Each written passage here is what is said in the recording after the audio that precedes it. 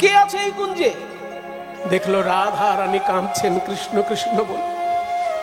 রাধে তুমি কেঁদো না রাধে, তোমার প্রাণ গোবিন্দের সঙ্গে আমি যদি মিলন ঘটাতে না পারি তবে আমার নাম নারদ নয়। তুমি অপেক্ষা করো, আমি দ্বারকায় যাব, কৃষ্ণকে গিয়ে বুঝাবো যাতে সে প্রভাস তীর্থে একটি যজ্ঞ করে, আর সেই যজ্ঞে তোমার সঙ্গে কৃষ্ণের মিলন হবে। আমি দূর থেকে রাধা গোবিন্দের মিলন দর্শন করে আমার নয়ন সফল করব। তবে তোমাকে একটা ব্যাপারে আমি সাবধান করতে এসেছি কৃষ্ণচন্দ্র। হ্যাঁ বলুন দেবর্ষিপাদ, আমাকে কি ব্যাপারে আপনি কথা বলবেন? শোনো কৃষ্ণচন্দ্র, তুমি তো গীতায় বলেছো, যদা যদা হি ধর্মস্য গ্লানির্ভবতি ভারত অভ্যুত্থানম অধর্মস্য তদাত্মানম সৃজাম্যহম। তার মানে যখনই যখনই ধর্মের গ্লানি হয়, অধর্মের অভ্যুত্থান হয়, তখন আমি নিজেকে সৃষ্টি করি। কেন না? পরিত্রাণায় সাধুনাম, সাধুদেরকে পরিত্রাণ করার জন্য, বিনাশায় চ দুষ্কৃতাম, দুষ্কৃতীদেরকে বিনাশ করার জন্য, ধর্ম সংস্থাপনার্থায়, ধর্মকে শুদ্ধভাবে প্রতিষ্ঠা করার জন্য, সম্ভবামি যুগে যুগে, আমি যুগে যুগে অবতীর্ণ হই। এ তো তোমার বাণী। তবে ভেবে রাখো, এই বাণী কিন্তু তোমার হলেও অবতার তোমার আগে অনেক হয়েছে, আর আমি অবতার সবগুলোই দেখেছি। যতবার অবতার দেখেছি একটা ব্যাপার আমার কাছে পরিষ্কার হয়ে গেছে, ধর্মের প্রতিষ্ঠা করার জন্য, অধর্মের বিনাশ করার জন্য ভগবান অবতীর্ণ হন। কিন্তু ধর্মের পক্ষে যারা লড়াই করে তাদেরকে অনেককেই প্রাণ দিতে হয়। যেমন রাবণের দলে যারা মারা গেছিল, রাম রাবণের যুদ্ধ যখন হয়েছিল, তখন রাবণের দলে যারা মারা গেল সবাই কি অধার্মিক? ওই রাবণের দলে তো বিভীষণের ছেলেও ছিল। বিভীষণের ছেলে হচ্ছে তরণী সেন, সারা গায়ে রাম নাম লিখে এসেছিল যুদ্ধ করতে, কিন্তু তাকেও মরতে হয়েছে যেহেতু রাবণের দলে নাম লিখিয়েছে। কাজেই ধর্মের পক্ষে অধর্মের বিরুদ্ধে যদি যুদ্ধ করতে যায়, কিছু কিছু ধার্মিক লোকেরও প্রাণ যায়। তার প্রায়শ্চিত্ত স্বরূপ রামচন্দ্র করেছিলেন অশ্বমেধ যজ্ঞ। কিন্তু তুমি যে কুরুক্ষেত্রে এত বড় যুদ্ধ বাঁধিয়ে দিলে, কই তুমি তো কোনো যজ্ঞ করলে না। হ্যাঁ বলুন, আমি কি যজ্ঞ করব? হ্যাঁ, আমার পরামর্শ যদি শোনো, তাহলে তুমি যে যজ্ঞটা করবে সেটা হচ্ছে দান ব্রত যজ্ঞ। দান ব্রত যজ্ঞ। ত্রেতায় রাম রাজা ছিল, অশ্বমেধ যজ্ঞ কই। ত্রেতায় রাম রাজা ছিল, অশ্বমেধ যজ্ঞ কইল। ত্রেতায় রাম রাজা ছিল, অশ্বমেধ যজ্ঞ কইল। দান ব্রত যজ্ঞ হবে এবে, দান ব্রত যজ্ঞ হবে এবে, দান ব্রত যজ্ঞ হবে এবে, দান ব্রত যজ্ঞ হবে এবে। শোনো বলি হে রাজন, ত্রিভুবন নিমন্ত্রণ। শুনো বলি হে রাজন, ত্রিভুবন নিমন্ত্রণ। সবারেই করিতে হই নিমন্ত্রণ, সবারেই করিতে হইবে, সবারে করিতে হইবে। সবাইকে নিমন্ত্রণ করতে হবে, স্বর্গ মর্ত পাতাল। স্বর্গের দেবতাগণ, মর্তের মানুষ, আর পাতালে রয়েছে দৈত্যকুল আর নাগকুল, তাদেরকেও নিমন্ত্রণ করতে হবে। সে তো বুঝলাম, প্রথম নিয়ম হলো নিমন্ত্রণ। তারপর দ্বিতীয় নিয়ম হলো নিমন্ত্রিত ব্যক্তি যারা আসবে তাদেরকে যে যা চাইবে তাই দিবে, সবার আশা মিটাইবে। যে যা চাইবে তাই দিবে, সবার আশা মিটাইবে। যে যা চাইবে তাই দিবে, সবার আশা মিটাইবে। যে যা চাইবে তাই দিবে, সবার আশা মিটাইবে। দান সবাইকে করিবে হাসি মুখে, দান সবাইকে করিবে হাসি মুখে। দান যখন করবে মুখে যেন হাসি থাকে। কিছু কিছু লোক আছে বাবা, দান করার সময় মুখটা এমন করে না, দান আর নিতে ইচ্ছে করে না, অতি কষ্টে দান করছে। ওই রকম কষ্ট করে দান করার কোনো দরকার নেই। আপনার সাধ্য যদি না থাকে আপনি দান করবেন না, কিন্তু দান যাই করুন মুখে যেন হাসিটা থাকে। দান সবাইকে করিবে হাসি মুখে, দান সবাইকে করিবে হাসি মুখে। সে তো বুঝলাম, কিন্তু তারপর তৃতীয় নিয়ম ভালো করে শোনো। সর্বশেষে দান দিয়া ভিক্ষার ঝুলি স্কন্ধে লইয়া, সর্বশেষে দান দিয়া ভিক্ষার ঝুলি স্তম্ভে লইয়া, ভিক্ষা করি যাবে মন সুখে। তুমি ভিক্ষা করি যাবে মন সুখে। দান দেওয়ার পর আপনি ভিক্ষা করবেন সবার কাছে। দাঁড়ান নারদ মুনি, আপনার সব কথা বুঝলাম, কিন্তু শেষ কথাটা বুঝলাম না। আপনি বললেন আমি দান করব এবং মুখে যেন হাসি থাকে, ঠিক আছে, কিন্তু আমি যাদেরকে দান করব তাদের কাছে আবার ভিক্ষার আঁচল পাতবো, এটা কেমন কথা? এটা কেমন একটা অসম্মান ব্যাপার নয়? আমি একজনকে দান করলাম, আবার তার কাছে ফেরত চাইবো? একটা সত্য ঘটনা বলি আপনাদেরকে। এক জায়গায় কীর্তন করছি, মানে ভগবানের কৃপায় 45 বছর হয়ে যাচ্ছে কীর্তন করা। হ্যাঁ, আর 5 বছর যদি করা যায় তাহলে 50 হবে। তাহলে এই 45 বছরের যে জীবনের অভিজ্ঞতা, এমন মজার মজার অভিজ্ঞতা আছে না, সে বলার নয়। এক জায়গায় কীর্তন হচ্ছে বীরভূম আর বর্ধমানের বর্ডারে।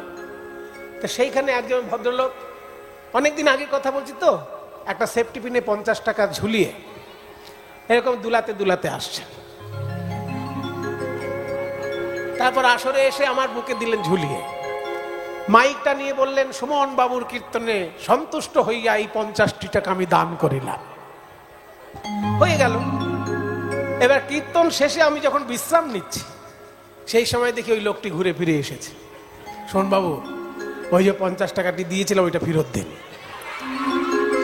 সে কি, আপনি লোককে যে বললেন যে সন্তুষ্ট হইয়া কত কি, বলে না, ওটা লোককে দেখানোর জন্য দিয়েছিলাম। এবার তো আর কেউ দেখতে পাচ্ছে না, আমাকে ফেরত দেন। ঠিক আছে, আপনি 5 টাকা রাখুন আর 45 টাকা ফেরত দেন। এইরকম লোকও পৃথিবীতে আছে। তাহলে এনার আচরণ শুনে আপনাদের যেমন হাসি পাচ্ছে, শ্রীকৃষ্ণ বলছেন আমাকে কি ওই পর্যায়ে নিয়ে ফেলবেন? আমি লোককে দান করব, আবার তাদের কাছ থেকে আঁচল পেতে নেব, তো লোকে আমাকে হাসবে না আমার আচরণ দেখে? নারদ মুনি বলছেন যে শুনুন, আপনি হাস্যকর ভাবে চাইবেন কেন? মনে করুন আপনি কাউকে 1 কোটি টাকা দিলেন, রাজা গজার ব্যাপার। 1 কোটি টাকা দিয়ে দিলেন কাউকে, তার কাছে আঁচল পেতে বলবেন 1টি টাকা ভিক্ষা দিন। 1 কোটি টাকা দান করে কেউ যদি 1 টাকা ভিক্ষা নেয়, কেউ হাসবে? বলে না, কেউ হাসবে না, কিন্তু আমি চাইবো কেন? বলে চাইলে আপনার মঙ্গল হবে। আপনি যদি 1 কোটি টাকা দান করে তার কাছে 1টি টাকা ভিক্ষা নেন, আপনার কি উপকার হবে জানেন? দানের অহংকার দূরে যাবে, দানের অহংকার দূরে, দানের অহংকার দূরে যাবে, দানের অহংকার দূরে যাবে। যখন দান করে ভিক্ষা করবে, দানের অহংকার দূরে যাবে। যখন দান করে ভিক্ষা করবে, দানের অহংকার দূরে যাবে। অপূর্ব সিদ্ধান্ত। নারদ মুনি, সত্যিই আপনাকে প্রণাম জানাই। এই যে কথাটি বললেন, 1 কোটি টাকা কাউকে দান করলে হয়তো আমার ভিতরে একটা অহংকার হতো যে আমি অমুককে 1 কোটি দিয়েছি, কিন্তু সেই অহংকার কোনোদিন হবে না, যেহেতু তার কাছ থেকে 1টি টাকা আমি ভিক্ষাও নিয়েছি। খুব ভালো কথা। কিন্তু কথা হচ্ছে, এই স্বর্গ, মর্ত, পাতাল, 3 ভুবনের যে অতিথি আসবে, এত লোককে জায়গা দেব কোথায়? যজ্ঞটা কোথায় হবে? বলে শুনুন, এত বড় যজ্ঞ রাজপ্রাসাদে সম্ভব নয়। ভারতবর্ষে 10 কোটি তীর্থ আছে, তার মধ্যে একটি মহাতীর্থ হচ্ছে প্রভাস তীর্থ। ওই প্রভাস তীর্থে গিয়ে আপনি যজ্ঞ করবেন। বিরাট বড় মাঠ ওখানে আছে। বলে হ্যাঁ, তা তো আছে, তো প্রভাস তীর্থর মহিমা একটু বলুন। শুনুন তাহলে, প্রভাস তীর্থ নাম কি করে হলো? গুজরাটে সমুদ্রের ধারে একটি বিরাট বড় শিব মন্দির আছে, 12 জ্যোতির্লিঙ্গের প্রথম জ্যোতির্লিঙ্গ। ভারতবর্ষে 12টি জায়গায় শিব ঠাকুরের সাক্ষাৎ অনুভূতি হয়, সেই 12টি জায়গাকে বলা হয় 12 জ্যোতির্লিঙ্গ। তার মধ্যে প্রথম জ্যোতির্লিঙ্গ হলো গুজরাটে সমুদ্রের ধারে সোমনাথ মন্দির। ওই সোমনাথ মন্দিরে এত ধনরত্ন থাকতো এককালে, সুলতান মাহমুদ 17 বার লুণ্ঠন করেছেন সোমনাথ মন্দির। ইতিহাসে লেখা আছে, সুলতান মাহমুদ 17 বার ওই মন্দির লুট করে নিয়ে গেছেন, তবুও ধন সম্পত্তি শেষ করতে পারেননি। তা সেই সোমনাথ মন্দিরের হাফ কিলোমিটার সামনে সমুদ্রের ধারেই একটি তীর্থ, যেখানে 3টি নদী এসে মিলিত হচ্ছে সমুদ্রের জলে। তবে এখনকার দিনে 3টি নদী দেখা যায় না, একটা সরু খাল এখনকার দিনে দেখা যায়। 3টি নদীর একটাই এখনকার দিনে গেলে দেখতে পাওয়া যায়। সেই সঙ্গম স্থলটিকে বলা হয় প্রভাস। কেন প্রভাস বলা হয়? না, চাঁদ তার হারানো প্রভা ওইখানে ফিরে পেয়েছিল। প্রভা মানে জ্যোতি, জ্যোতি ফিরে পেয়েছিল বলে তীর্থটির নাম প্রভাযুক্ত আস, প্রভাস তীর্থ। তো জ্যোতি হারালো কি করে চাঁদ? তার একটা সুন্দর কাহিনী আছে। চাঁদের চারিপাশে যে নক্ষত্রগুলি দেখা যায়, জ্যোতিষীদের কল্পনায় ওই চাঁদের চারিপাশের 27টি নক্ষত্রকে চাঁদের 27টি স্ত্রী ধরা হয়। এই 27 জন স্ত্রী থাকা সত্ত্বেও চন্দ্র বৃহস্পতির স্ত্রী তারার প্রতি আকৃষ্ট হয়েছিল।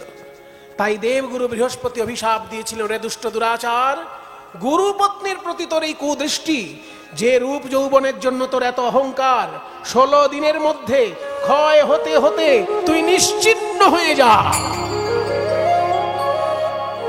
গুরুদেবের অভিশাপ যখনই ফলপ্রসূ হতে লাগলো, চাঁদের ক্ষয় হতে হতে 1 দিন, 2 দিন, 5 দিন, 10 দিন, 15 দিন যখন ক্ষয় হয়ে গেল চাঁদ, 1 দিন মাত্র বাকি আছে।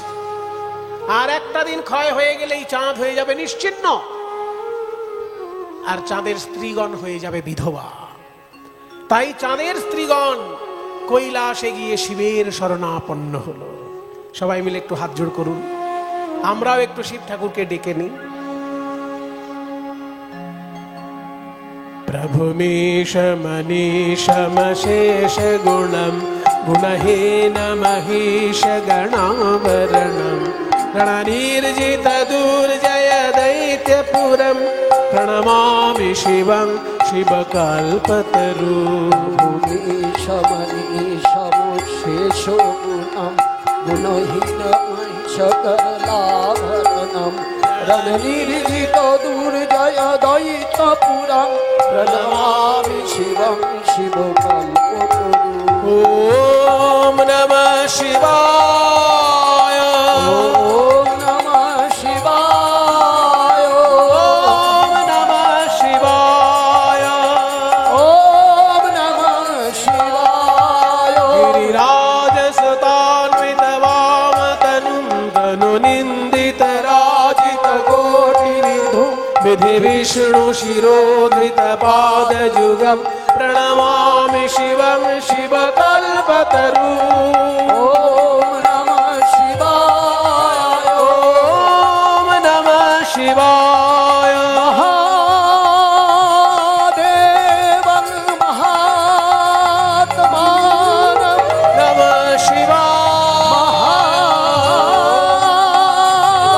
योगी महेश्वर शिवाय, महामायापहरं ओम नमः शिवाय, ओम नमः शिवाय।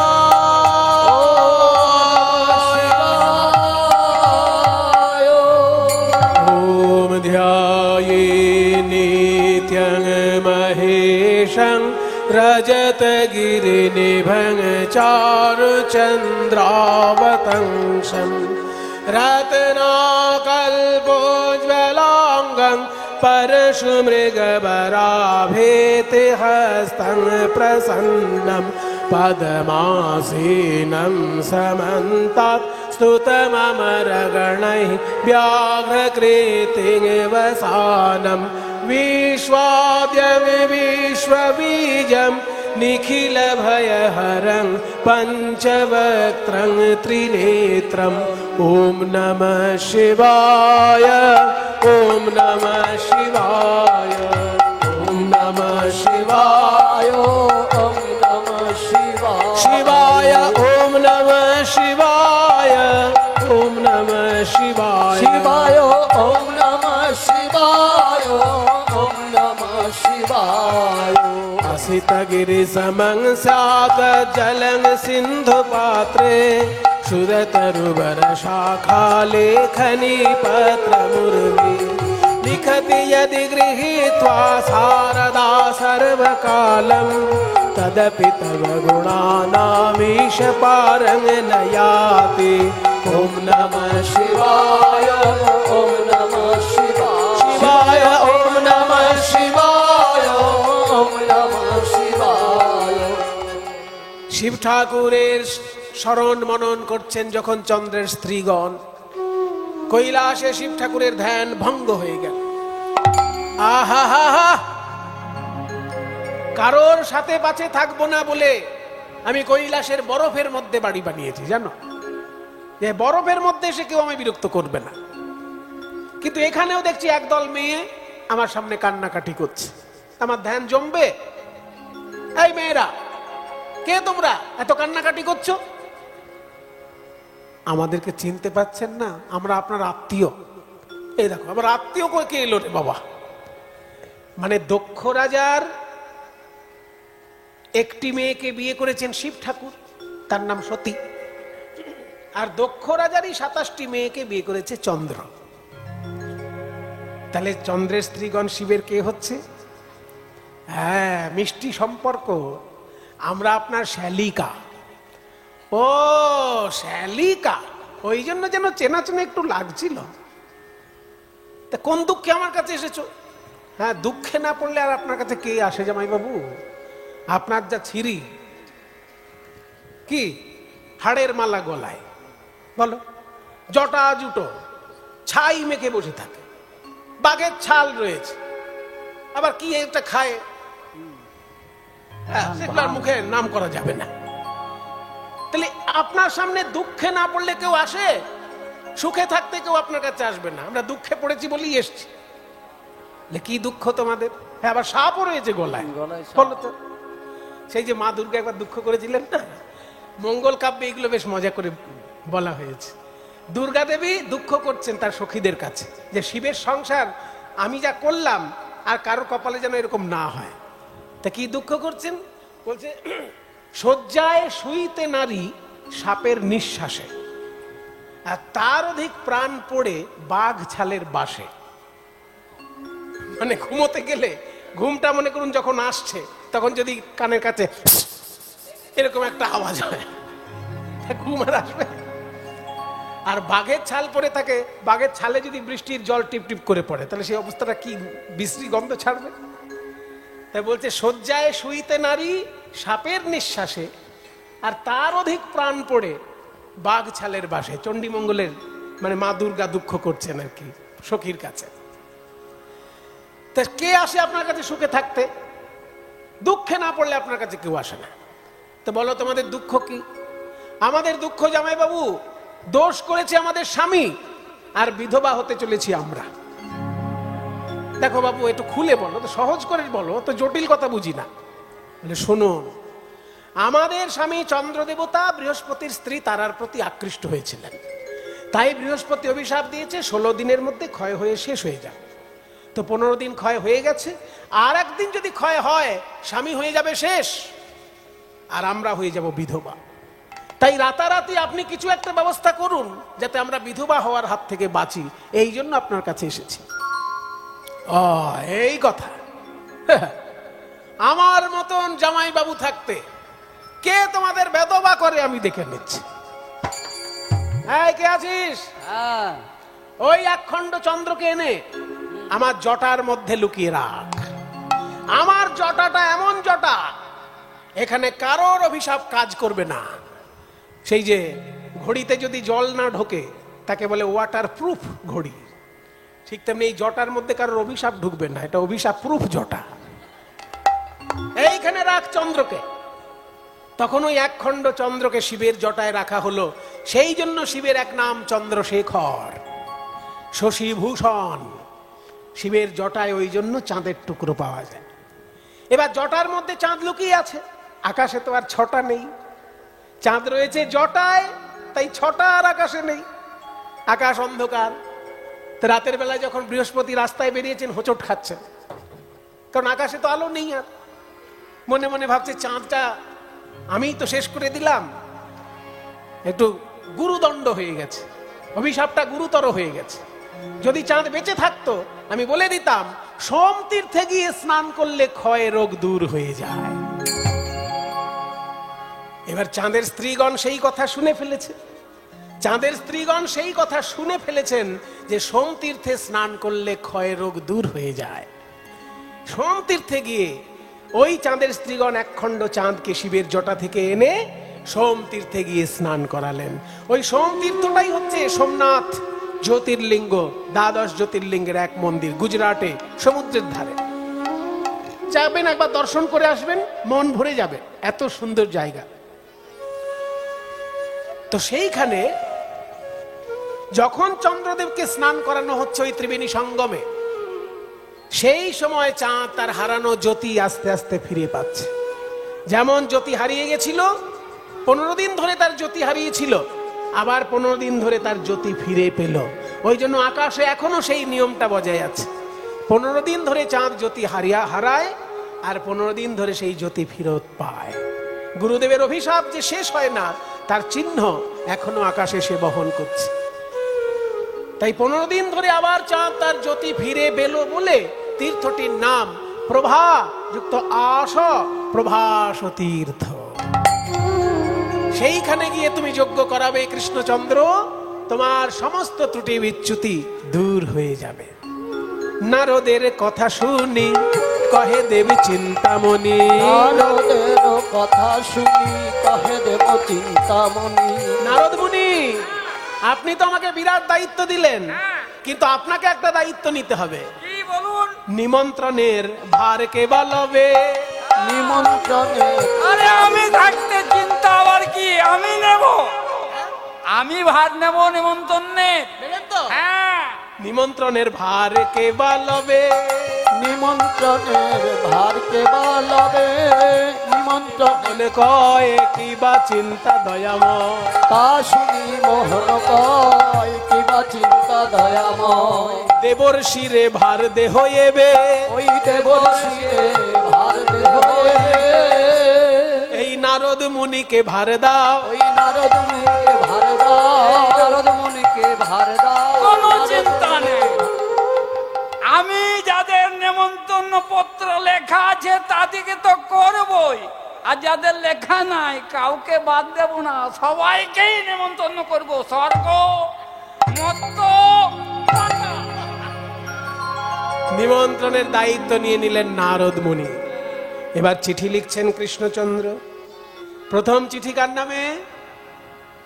যজ্ঞ করতে গেলে শিব ঠাকুরের কথা সবার আগে চিন্তা করতে হয়, তাই প্রথমে শঙ্করে পরে শঙ্করী রে, প্রথমে শঙ্করে পরে শঙ্করী রে, গণপতি কার্তিকে রে, প্রথমে শঙ্করে পরে শঙ্করী রে, গণপতি কার্তিকে রে।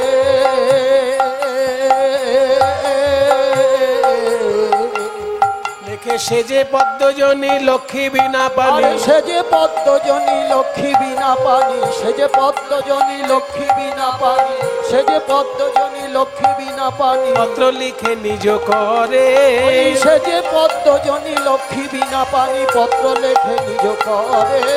পত্র একে পত্র লিখে যে দিল, একে একে পত্র লিখে যে দিল। যথাযোগ্য সম্বোধনে একে একে পত্র লিখে যে দিল, যথাযোগ্য সম্বোধনে একে একে পত্র লিখে যে দিল। লক্ষ্মী আর বিনা পানি সকলের উদ্দেশ্যে চিঠি লিখছে। বলরাম বলছে, ভাই কানাই, সবাইকেই তো চিঠি লিখলি, কিন্তু মা যশোদা, নন্দ মহারাজ, তাদের নামে চিঠি কই? কৃষ্ণ কেঁদে বলে, দাদা গো, সবার কাছে চিঠি লেখার মতো পড়াশোনা শিখেছি বটে, কিন্তু মা যশোদাকে কিছু লেখার মতো কোনো ভাষা খুঁজে পেলাম না দাদা, কোনো ভাষা খুঁজে পেলাম না দাদা। আমি কি বলে বা ক্ষমা চাইব, কোনো তার ভাষা খুঁজে পেলাম না দাদা।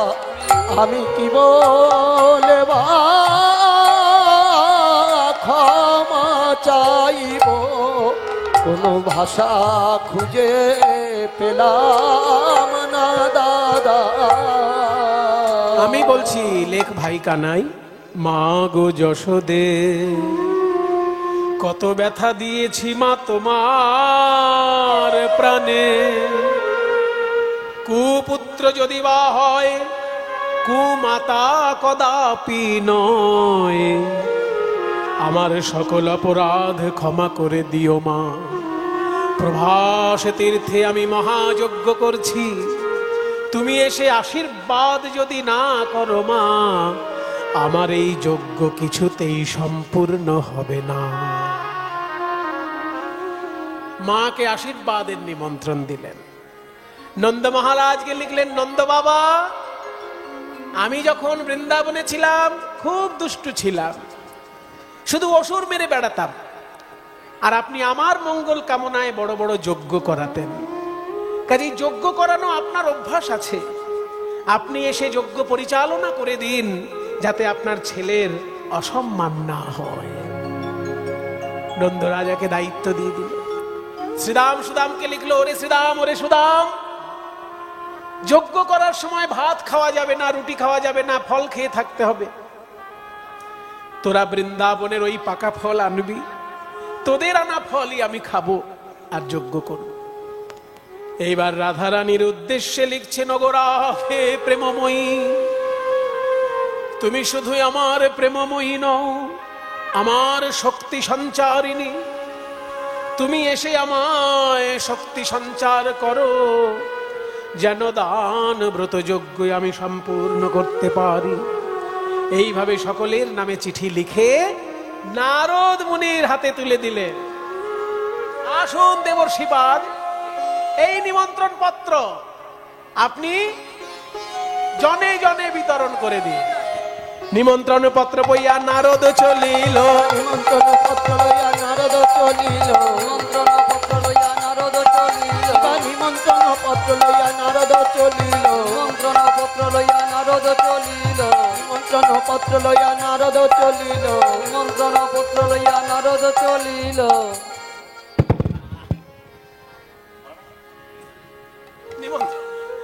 হ্যাঁ, কিবা নিমন্ত্রণ পত্র লইয়া নারদ চলিল,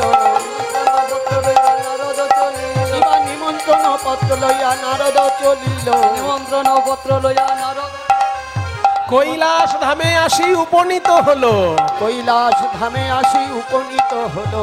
আনন্দ ধরে না, আনন্দ ধরে না, নিমন্ত্রণ পত্র পেয়ে আনন্দ ধরে না। ওই নিমন্ত্রণ পত্র পেয়ে আনন্দ ধরে না।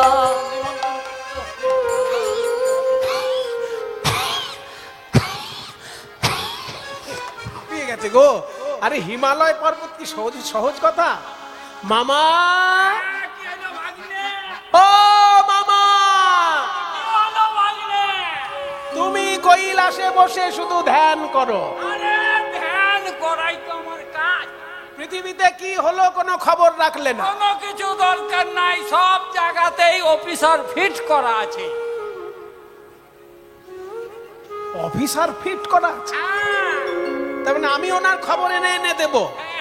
ও মামা, প্রভাস তীর্থে শ্রীকৃষ্ণ বিরাট বড় যজ্ঞ করছেন, আর সেই যজ্ঞে প্রথম চিঠি তোমার নামে। আরে বাপরে, আমার নামে? একা নয়, সাঙ্গ পাঙ্গ সঙ্গে করে যেতে পারবে। হ্যাঁ, ভূত ভূতুনি, পেত্তা পেতিনি, ডাকিনি, যোগিনী, শাঁখ চিরুনি, তারপরে নন্দী, ভৃঙ্গি। আচ্ছা, আমার বউ, আমার বউ সেও যাবে, সব পরিবারে। শুধু খাবে তা নয়, যা চাইবে তাই পাবে। পত্র হেরি ভোলানাথের আনন্দিত মন, পত্র হেরি ভোলানাথের আনন্দিত মন, পত্র হেরি ভোলানাথের আনন্দিত মন, পত্র হেরি ভোলানাথের আনন্দিত মন, পত্র হেরি ভোলানাথের আনন্দিত মন। বোম বোম বলি ভোলা করয়ে নর্তন, বোম বোম বলি ভোলা করয়ে নর্তন। আনন্দ ধরে না, আনন্দ ধরে না, পত্র হেরি ভোলানাথের আনন্দ ধরে না। পত্র হেরি ভোলানাথের আনন্দ ধরে না বম বম বলি ভোলা করয়ে নটন আজ বম বম বলি ভোলা করয়ে নটন কৈলাস ধামে এবং স্বর্গে, পাতালে, মর্তধামে সর্বত্র নিমন্ত্রণ সেরে নারদ এলো ধরাধামে। বৃন্দাবনের পথে পথে নারদ দেখে একজন নবীন। নারদ দেখে একজন নবীন,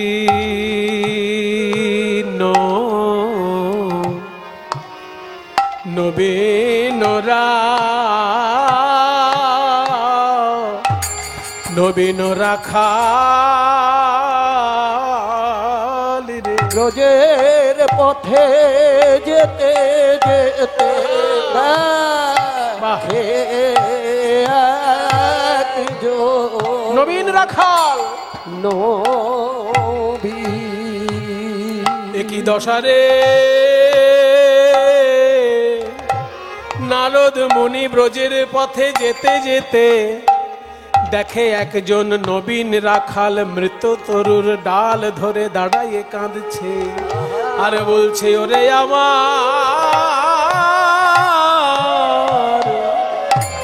ওরে আমার জীবন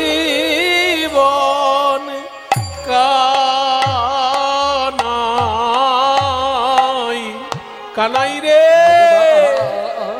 দেখা দিয়ে প্রাণ বাঁচারে।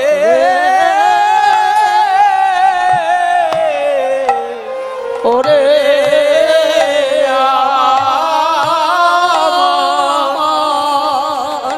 ওরে আমার জীবন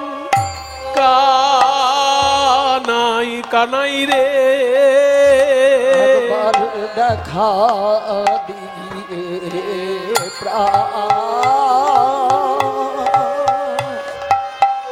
প্রাণ বাঁচা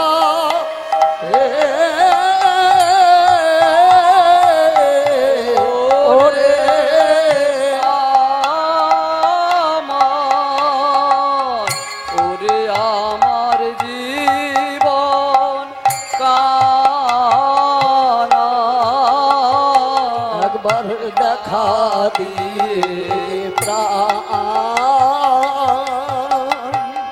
প্রাণ বাঁচা রে। ওরে আমার জীবন কানাই দেখে একজন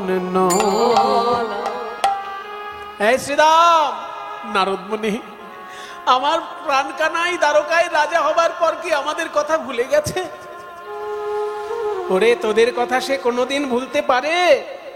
এই দেখ বিরাট বড় যজ্ঞ করছে প্রভাস তীর্থে, আর বলেছে তোদেরই পাকা ফল খাবে আর যজ্ঞ করবে, তোরা ফল জোগাড় করে নিয়ে আয়।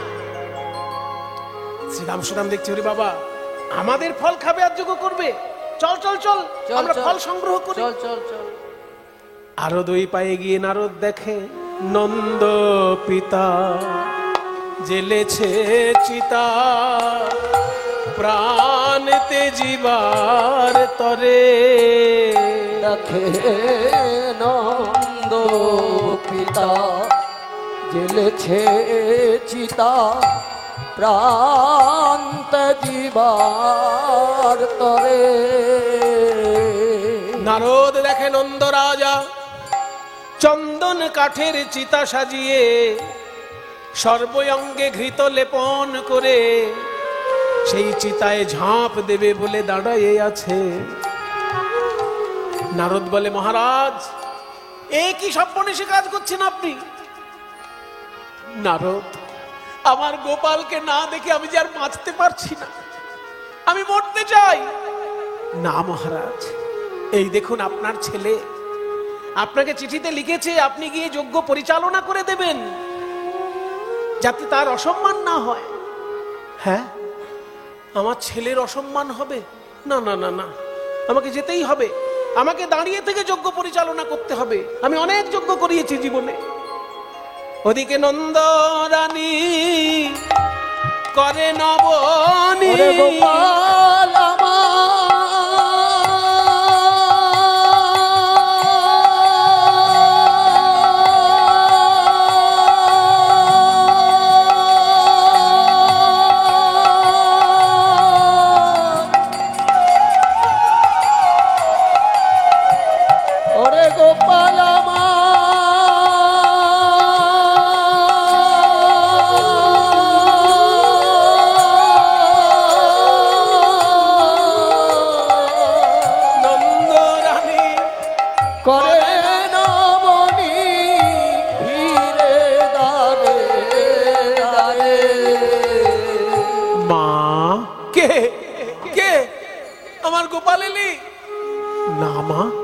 নারদ মুনি।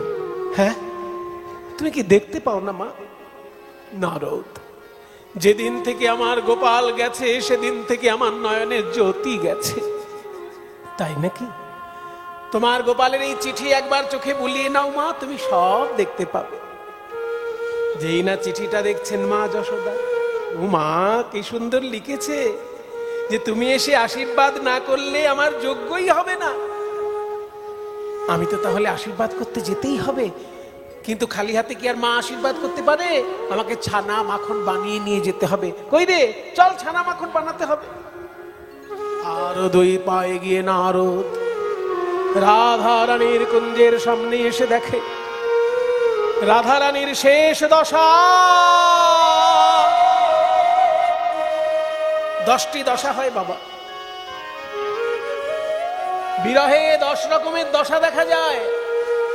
চিন্তাত্র জাগরত বেগৌতান এবং মলিনাঙ্গতা বৈয়গ্রম ব্যাধি উন্মাদ মোহ মৃত্যুর দশা দশ। প্রথম দশা হচ্ছে চিন্তা, আর কবে আসবে, আর কবে আসবে। তারপর জাগরণ, রাত্রি জাগরণ। তারপর উদ্বেগ, চিন্তাত্র জাগরত বেগু। তারপর তানবং, মানে শরীরটা ক্ষীণ হয়ে যায়। মলিনাঙ্গতা, সোনার বরণ কেঁদে কেঁদে কালো হয়ে যাচ্ছে। বৈয়াগ্রং, মানে ব্যগ্রতা। ব্যাধি, উন্মাদ, মোহ এবং মৃত্যু, এই 10টি দশা দেখা যায় বিরহে। রাধারানী বলছেন, সত্যি যদি আমার মৃত্যু হয় কৃষ্ণ বিরহে, আমি বিধাতার চরণে প্রণাম করে জানাই, পঞ্চত্বং তনুরেত ভূত নিবাহাসং সেমি শান্তি স্ফুটং ধাতারং প্রণিপত্য হন্ত শিরসা তত্রাপি যাচে বরং। ওগো বিধাতা, তোমার চরণে আমি এই প্রার্থনা জানাই। শুনেছি মৃত্যুর পর আমাদের শরীরের 5টি তত্ত্ব 5টি তত্ত্বে মিশে যায়। ক্ষিতি, অপ, তেজ, মরুত, বোম। ক্ষিতি মানে মাটি, শরীরের মাটি অংশ মাটিতে যাবে, শরীরের জল অংশ জলে যাবে, শরীরের তেজ অংশ তেজে যাবে, শরীরের বায়ু অংশ বায়ুতে যাবে, শরীরের শূন্য অংশ মহাশূন্যে যাবে। এই পঞ্চতত্ত্ব দিয়ে যেন আমার দেহ গোবিন্দের সেবা করে। মৃত্যুর পর আমার মাটি অংশ মাটিতেই তো মিশবে, কোথায় যাবে না? যে মাটির উপর গোবিন্দ বিচরণ করে, আমার শরীরের মাটি অংশ যেন সেখানে যায়। ওগো যাহা পহুন চরণে চলি, ওগো যাহা পহু অরুণ চরণে চলি যাত, তাহা তাহা ধরণী হইয়ে মঝু গাত তাহা তাহা ধরণী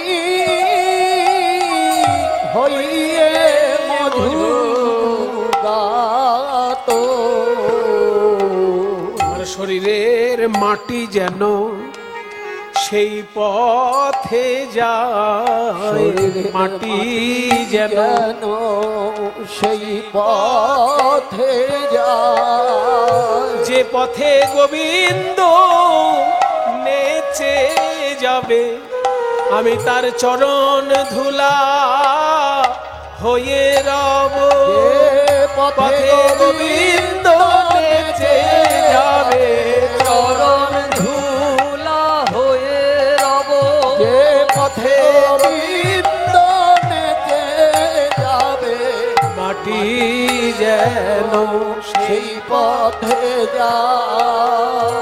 কি সুন্দর কথাগুলো বাবা, যে আমার মরে যাবার পর আমার শরীরের মাটিটা তো মাটিতে যাবে, সেই মাটিতে যায় যেন যে মাটির উপর গোবিন্দ নেচে নেচে যাবে, আমি তাহলে তার চরণ ধুলো হয়ে থাকতে পারবো। ক্ষিতির পর অপ শরীরের জল কোথায় যাবে? যো সরোবরে বধূ নীতি নীতি না হো, যে সরোবরে গোবিন্দ নিত্য স্নান করে, মধুয়ঙ্গ সলিল যাক তো ছুমা হো, আমার শরীরের জল যেন সেখানে গিয়ে তাকে স্নান করায়।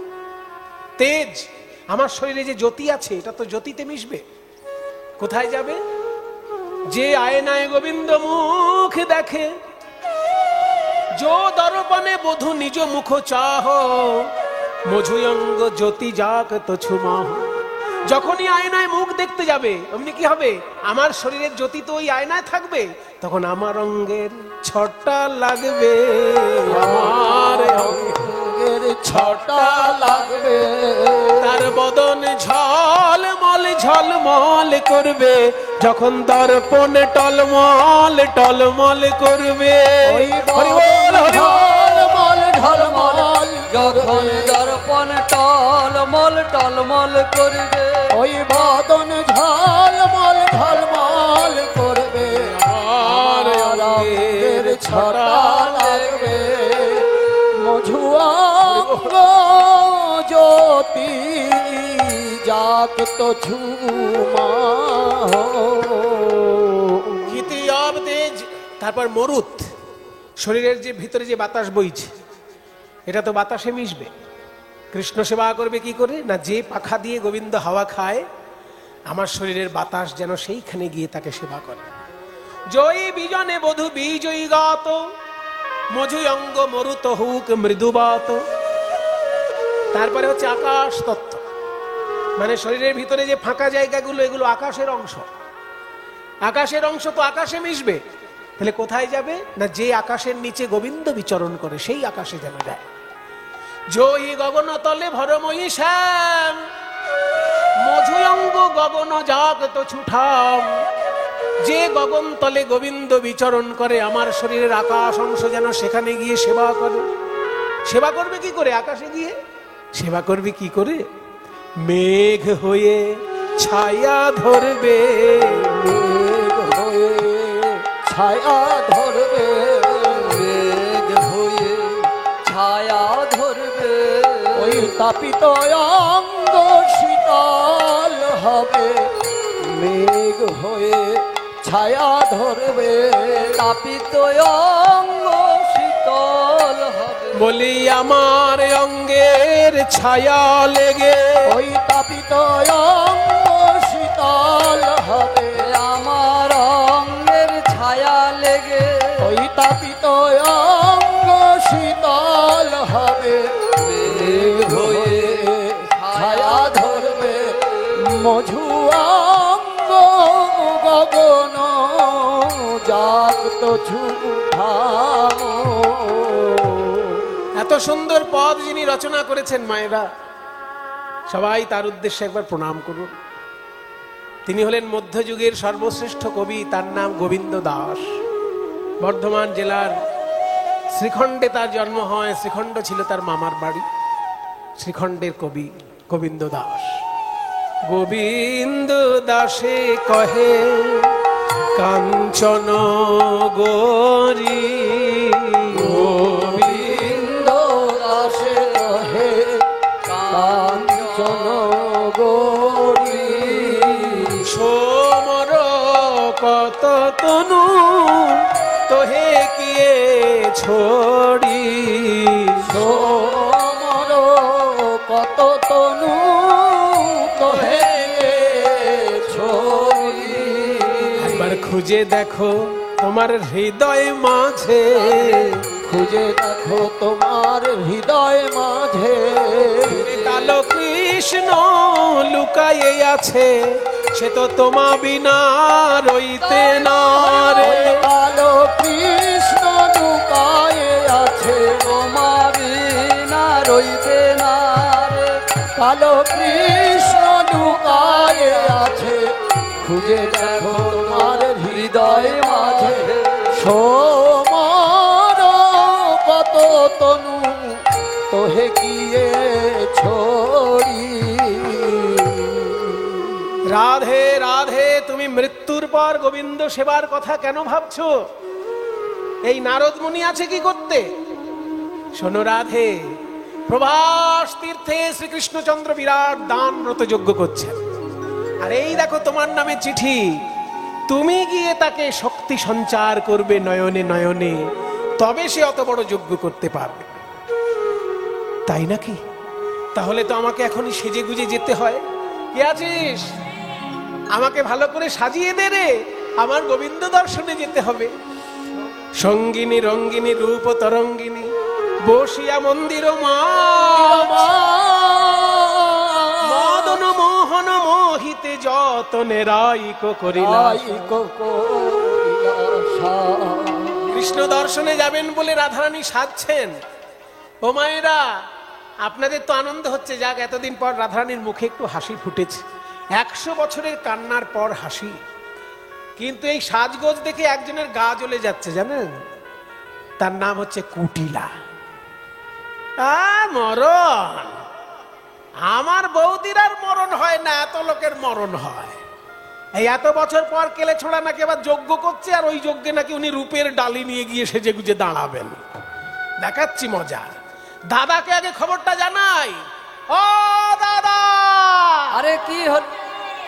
তোমার বউ, হ্যাঁ, ওই কেলে ছোড়া নাকি দানব্রত যজ্ঞ করবে, আর তোমার গিন্নি রাধারানী সেজে গুজে রূপের ডালি নিয়ে গিয়ে হাজির হবে। এই যে এত বড় সাহস! একটা হেস্ত নেস্ত করে দাও। বলো। ওই মা কালীর খাড়া এনে ওকে দ্বিখণ্ড করে দিয়েছে। মা কালীর খাড়া এনে দ্বিখণ্ড। যেই না এই কথা শুনেছেন, এতদিন রাধার মধ্যে সবাই দেখেছে প্রেমময়ী রূপ, আর আজকে রাধার মধ্যে প্রকাশ পেল রুদ্রচণ্ডী রূপ। আমার আসল রূপ তোমরা কেউ দেখোনি, তাহলে এইবার দেখো। চেনো না তুমি যে মোরে, চেনো না তুমি যে মোরে, চেনো না তুমি যে মোরে, চেনো না তুমি যে মোরে, গেছিলাম আমি তোমার ঘরে, গেছিলাম আমি তোমার ঘরে, এত বলি হইল অপরূপ, এত বলি হইল অপরূপ, রাধিকা ধরিল কালিকা রূপ, রাধিকা ধরিল কালিকা রূপ, রাধিকা ধরিল কালিকা রূপ, ওই কালী হয়ে দাঁড়ালো, কালী হয়ে দাঁড়ালো, আমাদের রায় বিনোদিনী কালী হয়ে দাঁড়ালো, আমাদের রায় বিনোদিনী কালী হয়ে দাঁড়ালো, ওই দেখিয়া আয়ান পদতলে, দেখিয়া আয়ান পদতলে, লুটাই জয় কালী বলে, লুটাই জয় কালী বলে, ক্ষমা করো হে, ক্ষমা করো হে, চিনতে নারলাম ক্ষমা করো হে, চিনিতে নারলাম ক্ষমা করো হে, চিনতে নারলাম আমার ঘরণী রূপে ও জননী, চিনতে নারলাম ঘরণী রূপে ও জননী চিনিতে নারলাম, ঘরণী রূপে ও জননী চিনিতে নারলাম, ক্ষমা করো হে, লুটাই জয় কালী বলে। রাধা রানীর মধ্যে কালী রূপ প্রকাশ পেল। আছাড় খেয়ে পড়ল আয়ান রাই পদতলে। জগৎ জননীর রূপ দর্শন করলো রাধা রানীর ভিতরে, করজোড়ে স্তব পাঠ করছে। সবাই একটু হাত জোড় করুন। এই সুযোগে আমরাও একটু জগৎ জননী মাকে ডেকে নিই। ওম কালিকাयै নমো নমঃ। রাত্রি অজ্ঞাদতে প্রপদ্যে ত্বং স্বাহা ত্বং স্বধা ত্বং হিব ষটকার স্বরাত্মিকা সুধা ত্বমক্ষরে নিত্যে ত্রিধা মাত্রাত্মিকা স্থিতা अर्धमात्रा स्थिता नित्या ज्ञानोच्चार्या विशेषतः त्वमेव सा त्वं सावित्री त्वं देवी जननी परा त्वयैव धार्यते सर्वं त्वयैतत्सृज्यते जगत् त्वयैतत्पाल्यते देवी तमत्सन्ते च सर्वदा विशिष्टौ सृष्टिरूपा त्वं स्थितिरूपा च पालने तथा रूपान्ते जगतोस्य जगन्मये महाविद्या महामाया महामेधा महास्मृतिः महामोहा च भवति महादेवी महाशूली प्रकृतिस्त्वं हि सर्वस्य गुणत्रय विभाविनी कालरात्रिर्महारात्रिर्मोहरात्रिश्चदान्ना त्वं श्री त्वमेश्वरी त्वं बुद्धिर्बोधलक्षणा लज्जा पुष्टिस्तथा तुष्टिस्त्वं शान्तिः शान्तिरेव च खड्गिनी शूलिनी घोरा गदिनी चक्रिणी तथा शङ्खिनी चापिनी बाण भूषुण्डी परिघायुधा सौम्या सौम्यतरा शेष सौम्य विलस्पति सुन्दरी परापराणां परमा त्वमेव परमेश्वरी परानं परमा त्वमेव परमेश्वरी परापरानं परमा त्वमेव परमेश्वरी परापरानं परमा त्वमेव परमेश्वरी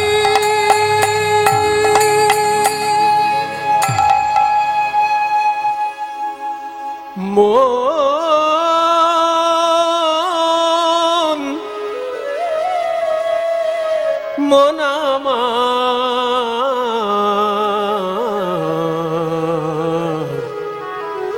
ওরে মন মিছে ভ্রম ভূমণ্ডলে ভুলো না দক্ষিণা কালী বদ্ধ হয়ে মায়া জালে ভেবে দেখ মনকে ও কারো মিছে ভ্রম ভূমণ্ডলে ভুলো না দক্ষিণা কালী বদ্ধ হয়ে মায়া জালে ভেবে দেখ মনকে কারো যার জন্যে মর ভেবে সে কি তোমার সঙ্গে যাবে যার জন্যে ভেবে সে কি তোমার সঙ্গে যাবে সেই প্রেয়সী দেবে ছড়া অমঙ্গল হবে বলে সেই প্রেয়সী দেবে ছড়া অমঙ্গল হবে বলে ভেবে দেখ মনকে মিছে ভ্রম ভুলো না দক্ষিণা কালী বদ্ধ হয়ে মায়া জালে ভেবে দেয় মনে কেউ কারো অনেকে ভাবে আমিই সর্বময় কর্তা, আমার জন্যই সব কিছু হচ্ছে। তোমার মতো কত দাদা এলো আর গেল, দিন দুই তিনের জন্য ভাবে কর্তা বলে সবাই মানে, সেই কর্তারে দেবে ফেলে কালা কালের কর্তা এলে, সেই কর্তারে দেবে ফেলে কালের কর্তা এলে দেবে এক মন কেউ কারো নয়, ছে দলে ভুলো না দক্ষিণা কালী বদ্ধ হয়ে মায়া জালে ভেবে এক মন কেউ কারো যাও রাধে প্রভাস তীর্থে শরণাগত দীনার্ত পরিত্রাণ পরায়ণে সর্বসারতি হরে দেবী নারায়ণী নমস্তুতে। তুমি হলে মহাশক্তি, তোমায় বাধা দেয় সাধ্যকার। যাও রাধে প্রভাস তীর্থে, আমার তো যাওয়া হলো না, আমার হয়ে দুটি কথা ওই কৃষ্ণ চরণে তুমি না হয় নিবেদন করে দিও। কইরে ললিতা, চল সবাই মিলে প্রভাস তীর্থে যাই, এমন একটা মালা গাঁথবো তাতে ফুল থাকবে কিন্তু সুতো থাকবে না, যাতে গোবিন্দ বুঝতে পারে আমি মালাটা গেঁথেছি। নিমন্ত্রণ পত্র পাইয়া ব্রজবাসীগণ, পত্র পাইয়া ব্রজবাসীগণ প্রভাস যজ্ঞের পথে করয়ে গমন, প্রভাস যজ্ঞের পথে করয়ে গমন। শকট, আস্তে, শকট মানে কি? কে জানে বাবা, আপনারা জানেন? শকট মানে গরুর গাড়ি। হ্যাঁ, গরুর গাড়ি ভর্তি করে নেওয়া হলো ফলমূল, শকট ভরিয়া নিল দধি দুগ্ধ ছানা। শকট ভরিয়া নিল দধি দুগ্ধ ছানা। ফলমূল কত নিল না হয় গণনা, ফলমূল কত নিল না হয় গণনা। নেচে নেচে চলেছে, নেচে নেচে চলেছে প্রভাস তীর্থের পথে নেচে নেচে চলেছে, প্রভাস যজ্ঞের পথে নেচে নেচে চলেছে। প্রভাস যজ্ঞের তলে নেচে নেচে চলেছে, ওই প্রভাস তীর্থের পথে নেচে নেচে চলেছে। প্রভাস তীর্থের ওই তলে কৃষ্ণবদন দেখবে বলে প্রভাস তীর্থের তারা কৃষ্ণবদন দেখবে বলে, প্রভাস তীর্থের তারা কৃষ্ণবদন দেখবে বলে, প্রভাস তীর্থের তারা কৃষ্ণবদন দেখবে বলে নেচে নেচে চলেছে। ফলমূল কত নিল না হয় গণনা। ফলমূল কত নিল না হয় গণনা। মনের আনন্দে প্রভাস তীর্থের পথে ব্রজবাসীগণ চলেছে। প্রভাস তীর্থে বিরাট বড় যজ্ঞ মণ্ডপ, চারদিকে চারটে বড় বড় দরজা হয়েছে। একটা দরজা দিয়ে আসছে শান্ত দাস্যরসের ভক্তগণ, আর একটা দরজা দিয়ে আসছে শ্রীদাম সুদামের মতন সূক্ষ্ম রসের কৃষ্ণ पार्षदगण। अरे भैया दोनों बाहें उठा के बोलो,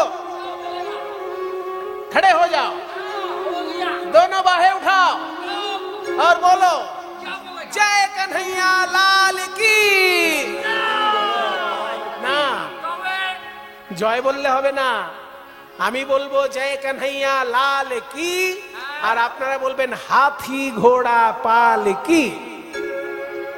अब बोलो जय कन्हैया लाल की, हाथी घोड़ा पाल की, जय कन्हैया लाल की, हाथी घोड़ा पाल। बोलो जय कन्हैया लाल की, हाथी घोड़ा पाल की, बोलो नंदो दुलाल की, हाथी घोड़ा पाल की, बोलो नंदो दुलाल की, हाथी घोड़ा पालकी बोलो जय कन्हैया लाल की, हाथी घोड़ा पालकी बोलो जय कन्हैया लाल की, हाथी घोड़ा पालकी बोलो नंद दुलाल की, हाथी घोड़ा पालकी जय कन्हैया लाल की, हाथी घोड़ा पालकी बोलो जय कन्हैया लाल की, हाथी घोड़ा पालकी नंद घरा नंद भयो जय कन्हैया लाल की।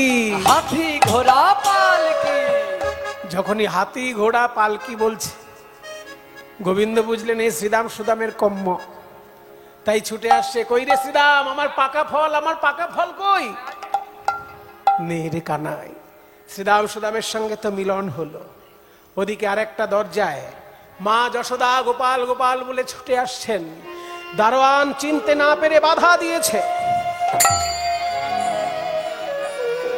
এই বুড়ি, अंदर कहां जाओगी? আমার ছেলে গোপালের সঙ্গে। কে ছেলে? কৃষ্ণ আমার ছেলে। হ্যাঁ, কৃষ্ণ তো দেবকীর ছেলে। তুমি আবার কোথা থেকে এসে বলছো আমার ছেলে? আমরা জানি কৃষ্ণের মায়ের নাম দেবকী, বাবার নাম বসুদেব। তোমরা জানো না কৃষ্ণ আমার ছেলে, আমার নাম যশোদা। গোপাল বলিয়া কাঁদয়ে মা, কহয়ে রামের বদন চায়। গোপাল রে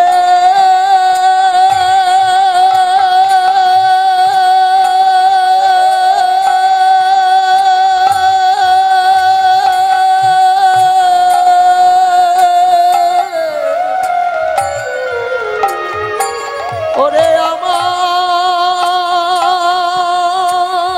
নীলমণি গোপাল, গোপাল বলিয়া কাঁদায় মা, হয়ে রামের বদন চায়। দাদা দাদা, মনে হয় আমার মা যশোদাকে দারোয়ান চিনতে পারেনি। ওরা তো জানে না আমার মা যশোদা, ওরা জানে আমার মা দেবকী। কিছু একটা বিপদ ঘটেছে দাদা, আমি একটু গিয়ে দেখি। মা আমি আসছি, মা আমি আসছি। মা মা বলিয়া ধাইয়া চলে আসিয়া বৈঠল যশোদা কোলে।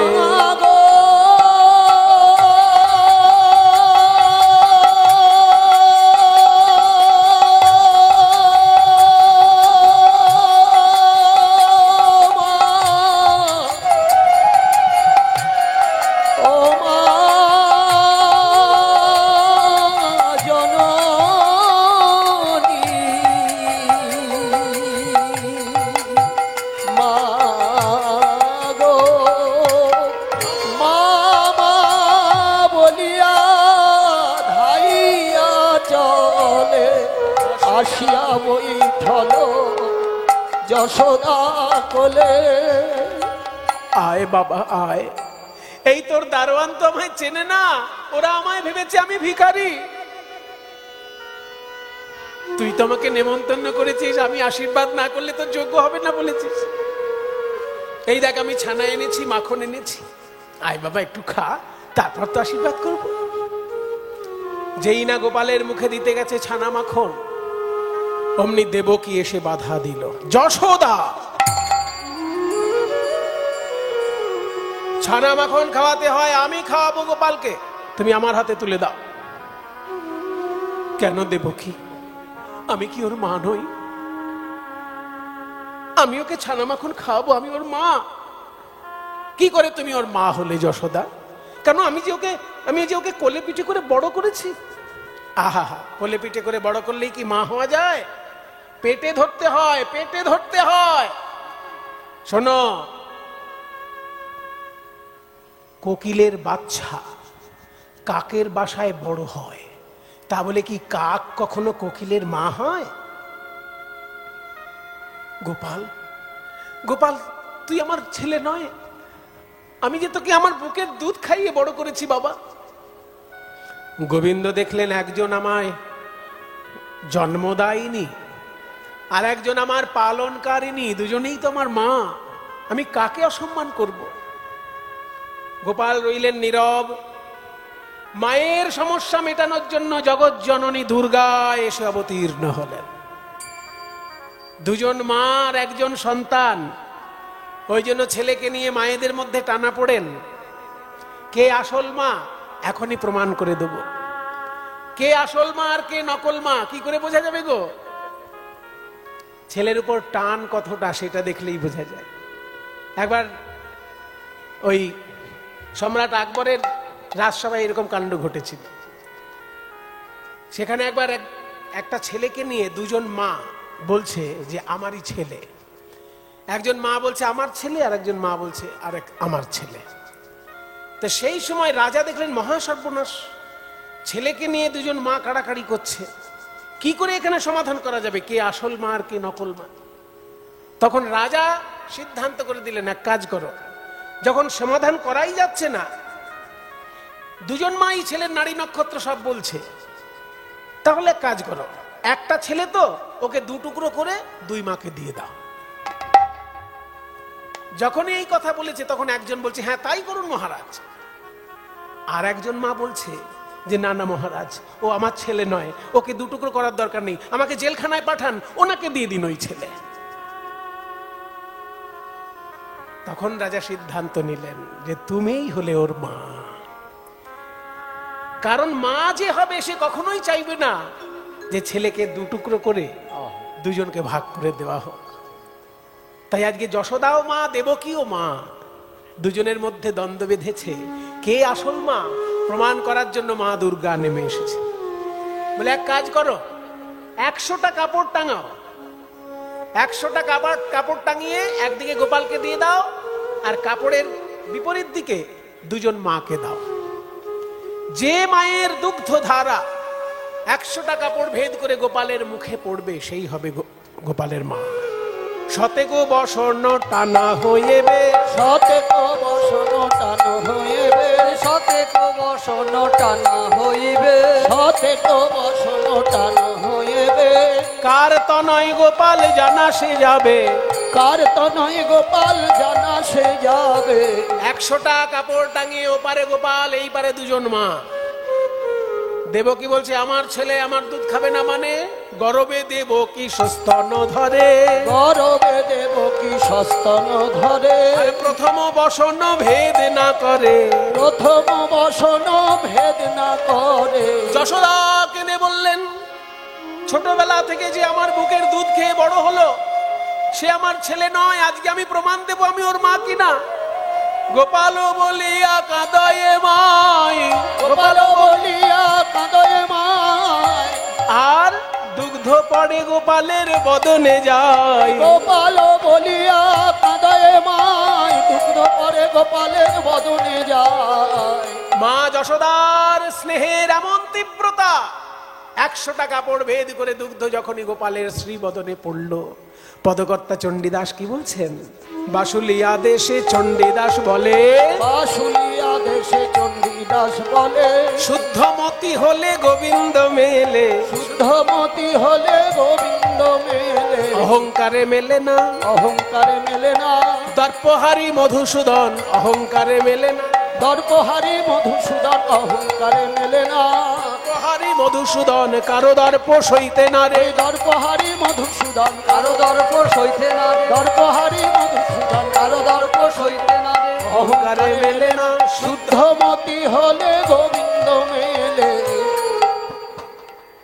প্রমাণ হয়ে গেল দেবকী মা হলেও তার স্নেহ কম, আর যশোদা জন্মদায়িনী না হলেও তার স্নেহ বেশি। কেন দেবকীর দুধ খেলো না আর যশোদার দুধ কেন খেলেন গোবিন্দ? এটা জানতে গেলে দুই মায়ের পূর্বজন্ম জানতে হবে। এই মা দেবকী পূর্বজন্মে ছিলেন মা কৈকেয়ী।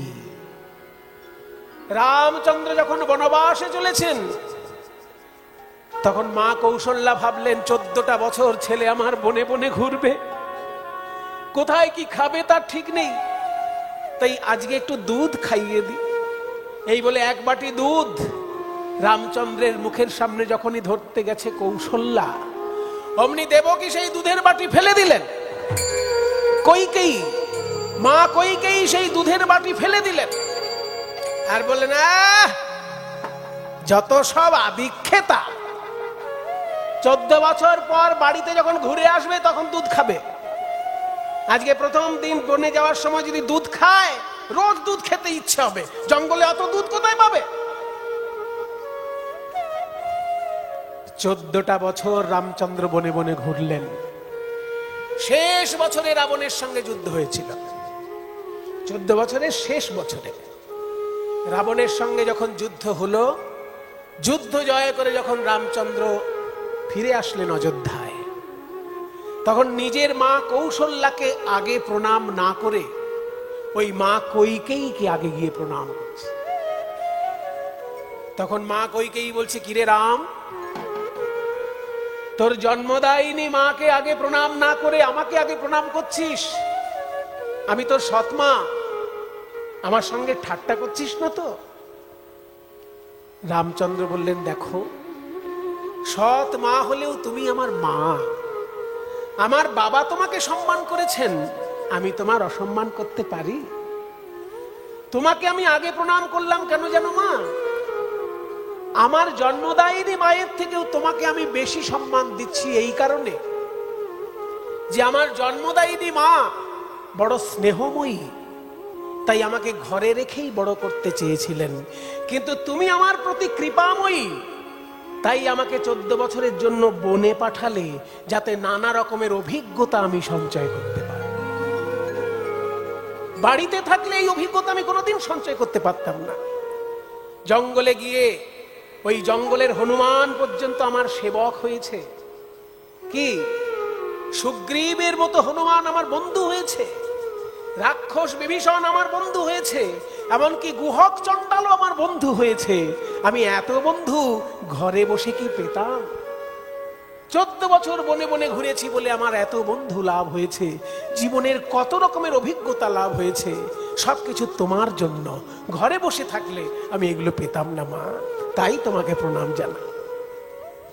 আর জন্মদায়িনী মা কৌশল্যা, উনি তো আমার কাছে চিরকালের পূজনীয়া, উনি তো পূজা পাবেনই। তখন কইকেয়ী বুকে জড়িয়ে ধরলেন রামকে, ওরে রাম, আমি তোকে কত হিংসে করেছি, আর তুই আমাকে বিনিময়ে এত শ্রদ্ধা করছিস। আমি তোর কাছে লজ্জিত। তোর কাছে আমি একটা বর চাই রাম, যদি আবার জন্ম হয় আমার, যেন তোর মা হয়ে জন্মাতে পারি, তখন আমি তোকে ভালো করে স্নেহ করতে পারবো। এই জন্মে আমি শুধু তোকে হিংসা করলাম, আর একবার যদি তোকে ছেলে রূপে পাই, তখন যেন তোকে বুকে ধরতে পারি। তখন রামচন্দ্র বললেন, তাই হবে মা। আগামী দাপর যুগে আমি হব কৃষ্ণচন্দ্র, আর তুমি হবে আমার মা দেবকী। তোমার গর্ভে আমি জন্মগ্রহণ করব, কথা দিলাম। কিন্তু এটাও শুনে রাখো, আমি কিন্তু কোনোদিন তোমার দুগ্ধ পান করব না। কারণ আমি যখন বনে গমন করেছিলাম, তখন তুমি আমার মুখ থেকে দুধের বাটি ফেলে দিয়েছিলে। কাজেই তোমার কাছে দুগ্ধ আমি আর কোনোদিন পান করব না। এই কর্মফল তোমাকে পরজন্মে পেতে হবে। তাই দেবকীর কাছে দুগ্ধ পান করলেন না কৃষ্ণ, আর যশোদার কাছে দুগ্ধ পান করলেন কেন? এই যশোদা দেবী পূর্ব জন্মে ছিলেন ধরা দেবী। তার স্বামীর নাম ছিল দ্রোণ। দ্রোণ বাইরে গিয়েছেন কাজে, আর ধরা দেবী রয়েছেন ঘরে। এমন সময় অতিথি রূপে স্বয়ং নারদ আর নারায়ণ এসেছিলেন। এসে বলেছিলেন, আমাদের খেতে দাও মা। ধরা দেবী বললেন, ঘরে তো কিছু নেই, একটু বসো বাবা, যদি কিছু ব্যবস্থা করতে পারি। অতিথি রূপে কৃষ্ণ আর নারদকে বসিয়ে রেখে নারদ গেলেন মুদিখানা দোকানে। দোকানদারকে গিয়ে বললেন, আমাকে ধার দাও, চাল ডাল তেল মশলা। দোকানদার বলল, ধার আমি দিতে পারি, কিছু বন্ধক রাখলে তবেই ধার পাবে। বন্ধক রাখার মতো কোনো সোনার গয়না তো নেই আমার কাছে। বলে, গয়না নাই থাক, তোমার তো 2টি স্তন আছে, একটি স্তন কেটে এখানে বন্ধক রাখো। দোকানদারের এই নির্মম কথা শুনে মা জননী ধরা দেবী একটি স্তন কর্তন করে সেই দোকানে বন্ধক রাখলেন। আর চাল ডাল এনে যখন নারায়ণকে সেবা দিচ্ছেন, অতিথি রূপে সেদিনকে নারায়ণ আর নারদ এসেছিলেন। তখন নারায়ণ আর নারদ নিজ রূপে প্রকাশ পেলেন, বলছেন মা গো, তুমি অতিথি রূপে আমাদেরকে সেবা দেবার জন্য নিজ অঙ্গ স্তন কর্তন করে যেহেতু আমাদেরকে তুমি সেবা দিয়েছ, আগামী জন্মে আমি হব কৃষ্ণ আর তুমি হবে যশোদা, তোমার ওই স্তনের আমি দুগ্ধ সেদিনকে পান করব। তাই ধরা দেবীর স্তন দুগ্ধ শ্রীকৃষ্ণ পান করছেন। মায়েদের সমস্যা তো মিটল, আর একটা দরজা বাকি আছে। সেইখানে রাধারানী আসছেন বিনা সুতার মালা নিয়ে। কই কৃষ্ণ কোথায়, কৃষ্ণ কোথায় প্রাণ বধুয়া,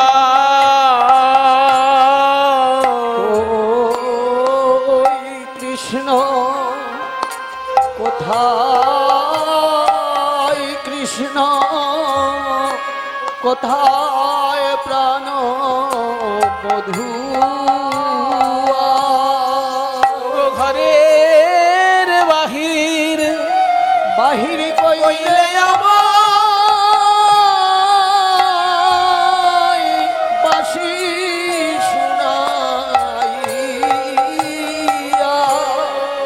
ওগো ঘরের বাহির কইলে আমায়, ছিলাম আমি রাজনন্দিনী গো, ঘরের বাহির কইলে আমায়, একদিন ছিলাম আমি রাজনন্দিনী গো, আজ হলাম পথের ভিখারিণী।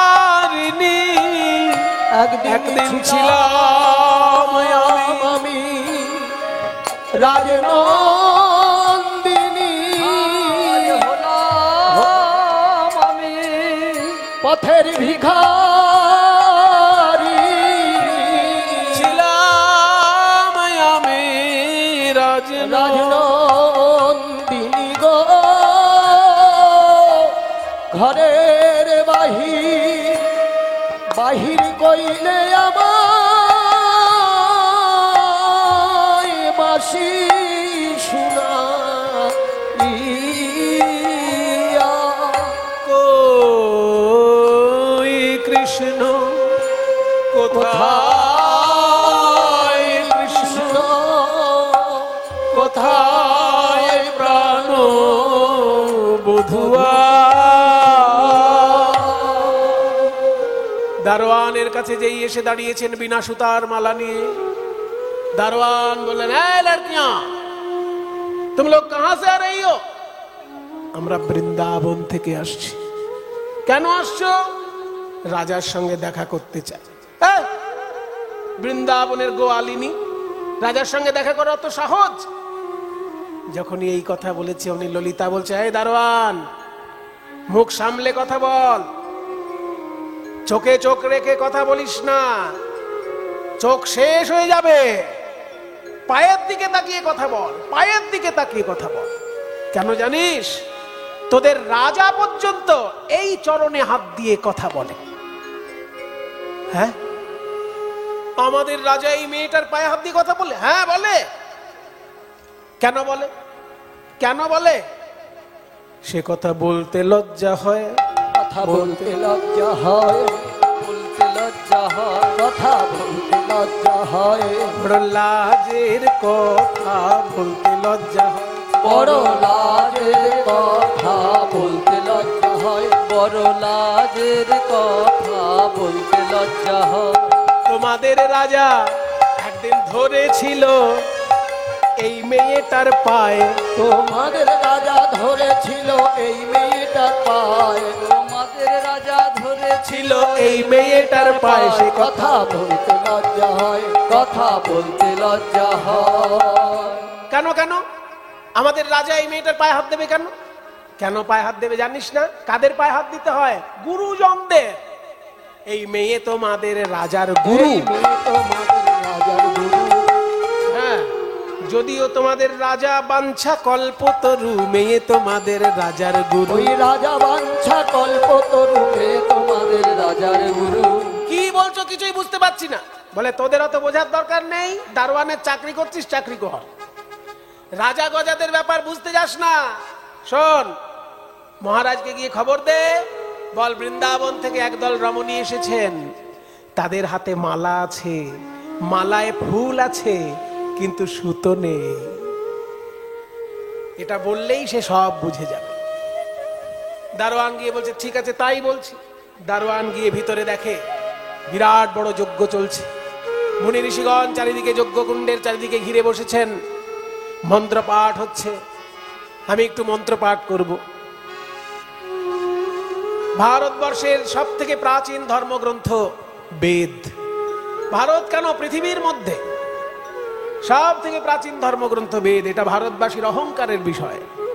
মায়েরা, এই আমাদের অহংকার। ইসলাম ধর্মের কোরআন ১৫০০ বছর আগের শাস্ত্র, খ্রিস্টান ধর্মের বাইবেল ২০০০ বছর আগের শাস্ত্র, বৌদ্ধদের ত্রিপিটক ২৫০০ বছর আগের শাস্ত্র, তার থেকেও হাজার হাজার বছর প্রাচীন এই বেদ। ঋগ্বেদ থেকে মন্ত্র বলবো, সামবেদ থেকে মন্ত্র বলবো, যজুর্বেদ থেকে মন্ত্র বলবো এবং অথর্ববেদ থেকে, 4টে বেদ থেকে 4টে মন্ত্র বলবো। আমি যখন হাতটা সামনের দিকে করবো এরকম, আপনারা উলুধ্বনি দেবেন। 4টে বেদ থেকে 4টে মন্ত্র বলবো। ওম অগ্নিমিলে ইতি মন্ত্রস্য মধুচ্ছন্দারেশে গায়ত্রী ছন্দো অগ্নির্দেবতা প্রাতঃ সবনে ব্রহ্ম যজ্ঞ জপে বিনিয়োগা। এতক্ষণ যেটা বললাম এটা বিনিয়োগ বলে। মানে কোনো মন্ত্র উচ্চারণ করতে গেলে সেই মন্ত্রের আবিষ্কর্তাকে, সেই মন্ত্রের দেবতাকে, সেই মন্ত্রের ছন্দ কি, সেই মন্ত্র কোথায় প্রয়োগ হয়, এই 4টে কথা বলে নিয়ে তারপর মন্ত্রটা বলতে হয়। যে মন্ত্রটা বলছি আমি ঋগ্বেদের প্রথম মন্ত্র। এই মন্ত্রের আবিষ্কর্তা হচ্ছে মধুছন্দা ঋষি। এই মন্ত্রের ছন্দ হচ্ছে গায়ত্রী ছন্দ। এই মন্ত্রের প্রয়োগ হচ্ছে প্রাতঃশ্রবণে। আর এই মন্ত্রের দেবতা হচ্ছে অগ্নি। দেখুন সেইগুলোই বলা হলো। ওম অগ্নিমিড়ে ইতি মন্ত্রস্য মধুচ্ছন্দা ঋষি গায়ত্রী ছন্দ অগ্নির্দেবতা প্রাতঃশ্রবণে ব্রহ্ম যজ্ঞ জপে বিনিয়োগः। ওম অগ্নিমিড়ে পুরোহিতম, ওম অগ্নিমিড়ে পুরোহিতম যজ্ঞস্য দেবম ঋত্বিজম হোতারম রত্নধাতমম। ওম অগ্নয়ে স্বাহা ইদম অগ্নয়ে। এবার সামবেদ। ওম অগ্ন আয়াহি ইত্যস্য গৌতম ভরদ্বাজ ঋষি গায়ত্রী ছন্দ অগ্নির্দেবতা ব্রহ্ম যজ্ঞ জপে বিনিয়োগः। ওম অগ্ন আয়াহি বেতয়ে গৃণানো হব্যদাতয়ে নিহোতা সৎসি বর্হিষি। ওম অগ্নয়ে স্বাহা ইদম অগ্নয়ে। এবার যজুর্বেদ। ওম ঈশেত্বর্জেতি যজ্ঞস্য ইসি মন্ত্রস্য যাজ্ঞবল্ক্যঋষি। ঈশেত্বর্জে দেবতা বায়োর্দেবতা ব্রহ্ম যজ্ঞ জপে বিনিয়োগः। ओम ईशेत्वर्जत्वा वायवस्थ देववत् सविता प्रापयतु श्रेष्ठतमाय कर्मणे। ओम वायवे स्वाहा इदं वायवे। এবার অথর্ববেদ। ओम षण्णो देवी इत्यस्य मन्त्रस्य ऋषि गायत्री छंदो अपो देवता ब्रह्म यज्ञ जपे विनियोगः। ओम षण्णो देवीरभिष्टये आपो भवन्तु वीतये संयोरभिश्रवन्तु नः। ओम आपो भो स्वाहा इदमभ्यो इदं नमः। ओम स्वस्ति नो इन्द्र वृद्धश्रवाः स्वस्ति नो पूषा विश्ववेदाः स्वस्ति नस्तक्षो अरिष्टनेमि स्वस्ति न बृहस्पतिर्दधातु। ओम शांति शांति शांति हरि ओम। মন্ত্রপাঠ চলছে, যজ্ঞ চলছে, আর সেই সময় দারোয়ান কানে কানে বলছে মহারাজ বৃন্দাবন থেকে একদল রমণী এসেছেন, এত রূপ তাদের দিকে তাকানো যাচ্ছে না। আর তাদের মালায় ফুল আছে কিন্তু সুতো নেই। এই কথা শুনে শ্রীকৃষ্ণ বুঝলেন আমার রাধারানী এসেছেন, সখীগণ এসেছেন। বলরামের উপর যজ্ঞের দায়িত্ব দিয়ে চললেন পূর্বদ্বারে দর্শন দিতে। যখনই রাজবেশে রাজদণ্ড নিয়ে কৃষ্ণ দাঁড়িয়েছেন, অমনি রাধারানী মুখ ঘুরিয়ে নিলেন। ললিতা বলছে, কিরে তুই কৃষ্ণ দর্শন করার জন্য কত কষ্ট করে ছুটে এলি, দেখ। বলে, আমি যে কৃষ্ণকে দেখবো বলে এসেছিলাম এ তো সেই কৃষ্ণ নয়। আমি তো রাজা কৃষ্ণ দেখতে চাইনি, আমি তো রাখাল রাজাকে দেখতে এসেছিলাম। আমি রাজা কৃষ্ণ দেখতে চাই না, রাজা কৃষ্ণ দেখতে চাই। আমি দেখতে চাই সেই রাখাল রাজা, রাজা কৃষ্ণ দেখতে চাই। আমি দেখতে চাই সে রাখাল রাজা, রাজা কৃষ্ণ দেখতে চাই না। দেখতে চাই সে রাখাল রাজা, দেখতে চাই সেই রাখাল রাজা।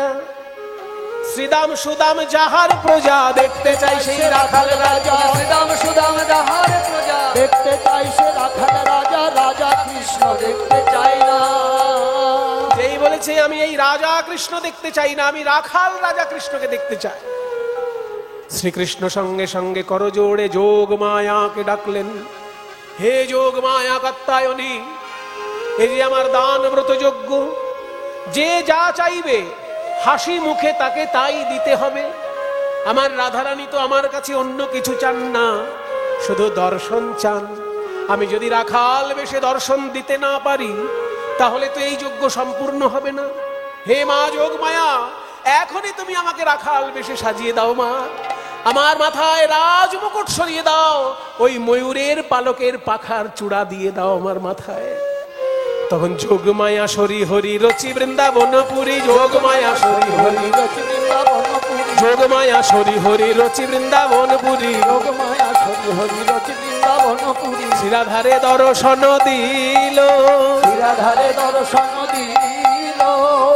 রাধারানী রাখাল রূপে যখনই গোবিন্দকে দেখলেন, প্রাণ গোবিন্দের বাঁদিকে এসে দাঁড়ালেন আর সখীগণ জয়ধ্বনি করতে লাগলেন। যে যা চাইল তাই দিল, সবার আশা মিটাইল। যে যা চাইলো তাই দিল, সবার আশা মিটাইল। যে যা চাইলো তাই দিল, সবার আশা মিটাইল। যে যা চাইলো তাই দিল, সবার আশা মিটাইল। যে যা চাইলো তাই দিল, সবার আশা মিটাইল। প্রভাস যজ্ঞ সম্পূর্ণ হইল, প্রভাস যজ্ঞ সম্পূর্ণ হইল। দূর থেকে নারদ মুনি রাধা গোবিন্দের যুগল দর্শন করছেন আর নয়ন যুগল সফল করছেন। নটবর হেরি তাহা মনেতে আছিল যাহা, নটবর হেরি তাহা মনেতে আছিল যাহা, কৃষ্ণপদে করে নিবেদন। পদে করে নিবেদন। বলে কি আর